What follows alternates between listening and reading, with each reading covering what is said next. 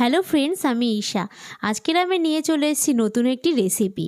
কিভাবে ঘরোয়া উপকরণ দিয়ে বাড়িতে বসে নরম তুলতুলে নানপুরি রান্না করা যায় সেটি আপনাদের এই ভিডিওটির মাধ্যমে দেখাবো। আর ভিডিওটি যদি আমার ফেসবুক পেজ থেকে দেখে থাকেন অবশ্যই পেজটিকে ফলো করে দেবেন, এবং ইউটিউব চ্যানেল থেকে দেখে থাকলে ইউটিউব চ্যানেলটিকে অবশ্যই সাবস্ক্রাইব করে দেবেন। তো চলুন বন্ধুরা, শুরু করি রেসিপিটি। এখানে আমি একটা বোল নিয়ে নিয়েছি আর এক বাটি ফ্যাটানো টক দই নিয়ে নিয়েছি। এই টক দইটা আমি বোলটার মধ্যে দিয়ে নেব এবং এক এক করে টক দইয়ের পরে আরও যা যা ইনগ্রিডিয়েন্টস আছে সেগুলোকে আমি মেশানো শুরু করব। এখানে দেখতেই পেলেন আমি এই কাচের বাটির এক বাটি আমি টক দই নিয়ে নিয়েছি। এবার আমি এখানে নিয়ে নেব সামান্য পরিমাণে বেকিং সোডা। বেকিং সোডাটা বেশি কিন্তু দেওয়া যাবে না, বেশি দিলে অতিরিক্ত লাল হয়ে যাবে আর খেতেও ভালো লাগবে না। পরিমাণ মতন বেকিং সোডা, আমি দেখতেই পাচ্ছেন একদম সামান্য নিয়েছি বেকিং সোডাটা। তারপর আমি এটাতে মেশাবো হাফ চামচ মতন বেকিং পাউডার। এরপর আমি এখানে ইউজ করব 2 থেকে আড়াই চামচ গুঁড়া সুগার। আপনারা চাইলে চিনিও ইউজ করতে পারেন, কিন্তু আমি চিনিটাকে যতটা পারি অ্যাভয়েড করেই চলি, কারণ চিনিতে অনেক রকম মানুষের শরীরে সমস্যা দেখা দেয়। ওর জন্য আমি এখানে গুঁড়া সুগারই ইউজ করছি। আপনারাও যতটা পারবেন গুঁড়া সুগারই ইউজ করার চেষ্টা করবেন। তো দেখতেই পাচ্ছেন আমি এখানে নিয়ে নিলাম আড়াই চামচ মতন গুঁড়া সুগার।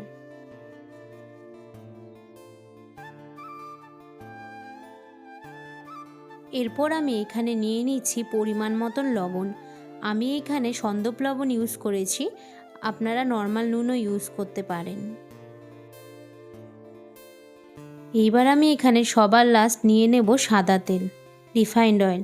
আমি এখানে 3 চামচ নিচ্ছি। এইবার এই উপকরণগুলোকে ভালো মতন মিশিয়ে নিতে হবে, একদম ভালো মতন করে মিশিয়ে নেবেন। আর মেশাতে মেশাতেই দেখবেন দইয়ের মধ্যে থেকে বুলবুলি উঠছে। ভালো করে মেশাতে মেশাতে যখন দেখবেন দইয়ের মধ্যে থেকে বুলবুলি উঠে আছে, তখন আপনি এর মধ্যে ময়দা দিয়ে দেবেন। ময়দাটাও পরিমাণ মতন দিতে হবে। এখানে যেই বাটি মেপে 1 বাটি টক দই দিয়েছিলাম, ঠিক সেই বাটি মেপেই আমি এখানে 2 বাটি ময়দা দিয়ে দেব। আপনারাও ঠিক এই মাপেই নেবেন, 1:2 অনুপাতে। দেখুন এখানে আমি ময়দা নিয়ে নিয়েছি 2 বাটি। ময়দাটাকে ভালো মতন মিশিয়ে নিয়ে এবার আমি মাখিয়ে নেব। দেওয়া টক দইয়ের মধ্যেই আমি ভালো মতন ময়দাটাকে আগে ফার্স্টে মাখিয়ে নেব, দেখব কতটা মাখা হয়। তারপরে আমি এর মধ্যে গরম দুধ অথবা গরম জল ইউজ করব। আপনারা চাইলে গরম দুধও দিতে পারেন অথবা গরম জলও ইউজ করতে পারেন, কিন্তু ঠান্ডা কিছু দেবেন না। দেখুন আমি এখানে ভালো মতন টক দই আর ময়দাটাকে মিশিয়ে নিচ্ছি, ভালো মতন করে মেখে নিচ্ছি। মেখে দেখব যদি এখানে জল অথবা দুধ লাগে, তখন আমি এটার মধ্যে জল অথবা দুধ মেশাবো। আমি এখানে পরিমাণ মতন গরম দুধ ইউজ করছি, আপনারা চাইলে গরম জল দিয়েও মাখতে পারেন।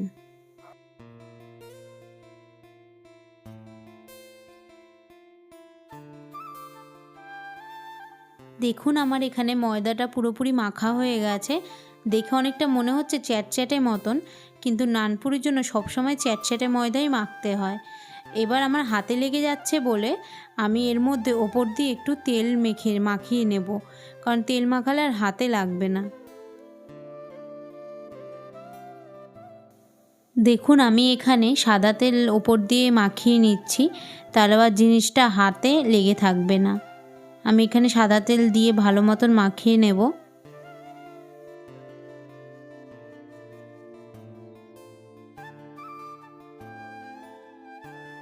দেখুন আমার এখানে ময়দা মাখাটা পুরোপুরি রেডি হয়ে গেছে। এবার আমি এটাকে ঢেকে রাখবো 2 ঘন্টা পুরোপুরি তৈরি হওয়ার জন্য।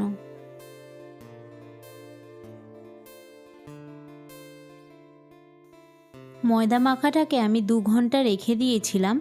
এবার আমি এগুলোর মধ্যে থেকে লেচি কেটে নেব।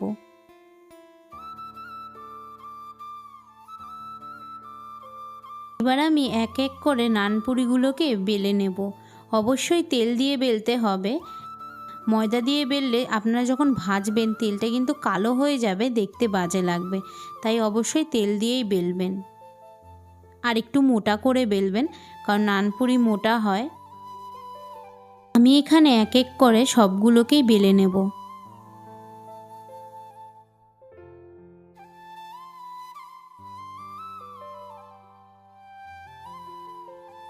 গ্যাসে কড়াইটা চাপিয়ে দিয়েছি, কড়াই গরম হয়ে গেছে। এবার আমি এটার মধ্যে সাদা তেল ঢেলে নেব। ঢেলে ভালো মতন গরম হয়ে গেলে তারপর আমি এক এক করে সমস্ত নানপুরিগুলোকে ভেজে নেব।